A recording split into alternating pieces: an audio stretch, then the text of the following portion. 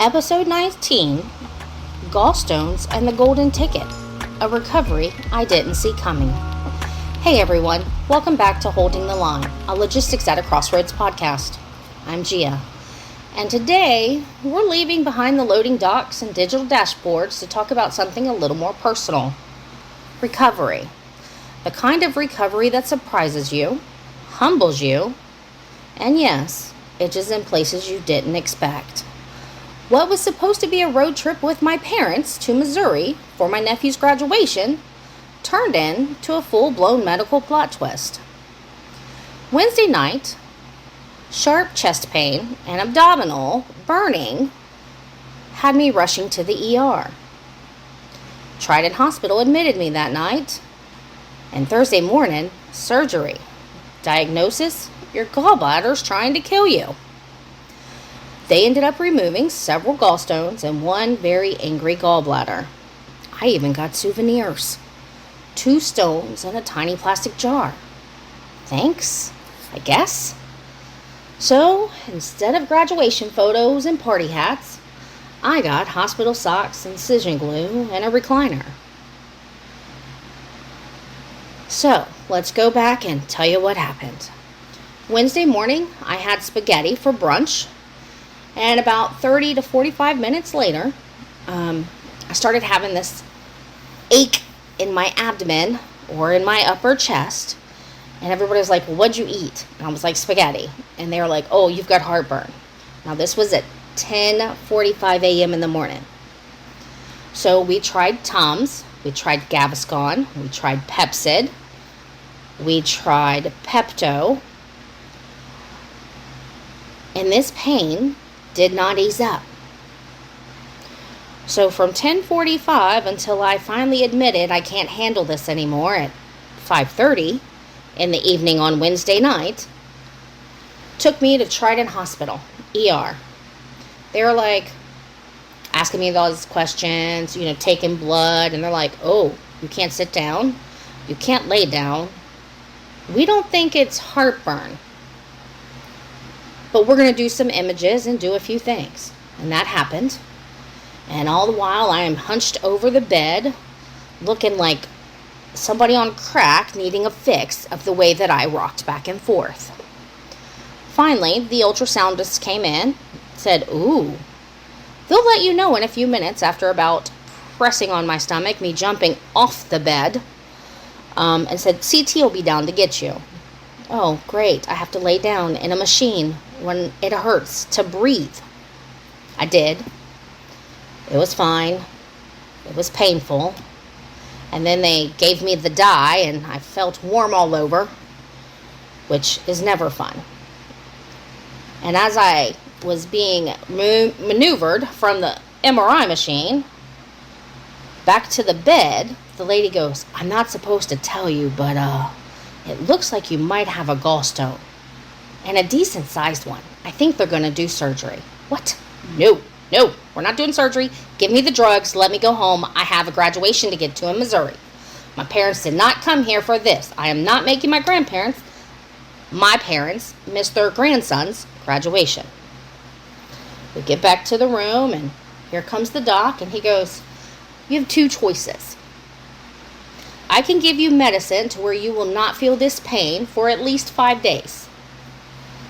Okay, that's enough to get my parents there. He goes, but when this stops, you will be back and it will be worse. Or we can admit you tonight and get you surgery in the morning. And everything just exploded inside my heart.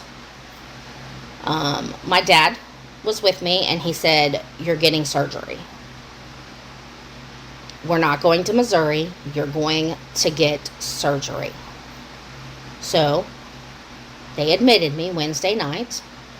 He gave me morphine that left my nose itchy, my tongue itchy, and my body itchy. He said, okay, well, we're not going to give that to you ever again. And he gave me something called Dilaudid, and I remember nothing. I remember floating and being in no pain after that. So, miracle drug, thank you. Got up to my room. The nurse that I had that night was Eric, and he was amazing. I didn't enjoy the every 2-hour poke and prodded of blood sugar checks, of what's your pain level, and everything of that nature, but I did get some sleep. And then at 8 o'clock in the morning, they said, no, you can't have anything. You can have 2 ice chips. And nurse watched me like a hawk, and they rolled me down to the OR waiting room. And I got to sit there for 2 hours while they worked me into the schedule. So doctor finally came in right before they were taking me into surgery, and he said, well, when you get done, you'll feel a lot better. And you've never had any indigestion, heartburn, acid reflux, anything? I was like, no, sir. I've never felt anything like this. I don't know. The only reason I was trying all of the Pepto and all the Tums and everything, and I hate saying but those are the words that I just couldn't get out. He said, well, your gallbladder looks very angry on the images. So we're going to go in. We're just going to make 4 little incisions, and you'll wake up and be ready to go. You can normally go home the same night. The procedures take 45 minutes to an hour. Okay, so this is on Thursday morning, right? 2.5 hours later, I am finally waking up in recovery. And I said, what time is it? And the lady said, it's a little later because you were a little stronger case than what we thought. Lovely. Okay. We're going to get you back up to your room. We're going to let you rest for a little bit, and then they'll come in and talk to you about 7 to see how you're feeling, if you feel like you can go home. I didn't think hospitals let people go home. They let me go home at 8:30 at night. I was ecstatic. Let me get back to my bed. With strict instructions of no bending, no running, nothing more than walking around the living room for the first 72 hours, and absolutely no shower for 24. I just had surgery. I was sticky. You just feel grimy. No shower for 24 hours. Lovely. But I got to go home. And I have 2 stones in a plastic jar. So let's talk about Friday morning. Wake up, could barely get out of bed. It was painful, but it was the second eldest nephew's birthday, and we, i.e. me, was not going to allow him to be home by himself while the rest of my family was celebrating my nephew's graduation in Missouri, his cousin, who this one was supposed to ride with me and Grandma and Grandpa to Missouri. And I ruined those plans. The doctor said rest, and I said pizza, with permission and a strict 2-hour limit from my parents. I took him to San Leandro's for a calzone and a Dunkin' run, and then straight home. No, it wasn't my brightest move, but boy, was it worth it. Day 2 recovery is a first shower post-op. You'd think I'd ran a marathon. I couldn't even wash my hair without sitting on the side of the tub like I was 97. No overhead reaching, just breathing felt like cardio. Fluffy or not, I do not run marathons. And this felt like one. Day 3, bruises. Everywhere. Who did I fight? And a little itching around the incisions started, and side sleeping became a no-go. A fantasy. I tried to roll over once. Never again. I am now sleeping upright with 5 pillows, a yoga bolster, and a wedge under my knees. I could no longer see my toes from the swelling. Day 4. Second shower. It was amazing. Exhausting, but amazing. And the most basic tasks zapped my energy. Pain level was down to a 5. But the don't bend over rule stayed firm. I tested it once, and I regretted it deeply. Day 5. Bruising started to fade, hallelujah. But the soreness is no joke. And bending is still outlawed in my house. Day 6, Wednesday. My parents packed up and left me, giving me strict instructions to behave. I'll try, maybe. This whole thing was supposed to end in celebration with family, not hospital gowns and incisions. I'm bummed we missed the graduation, but I'm glad my body is slowly on the mend. And day 7. We hit the burning, never endings or waking up part of recovery, or what I call the Freddy Krueger phase. Every couple of hours, if I'm laying down or stretched out in the recliner, it feels like he's slicing my side for about 2 minutes.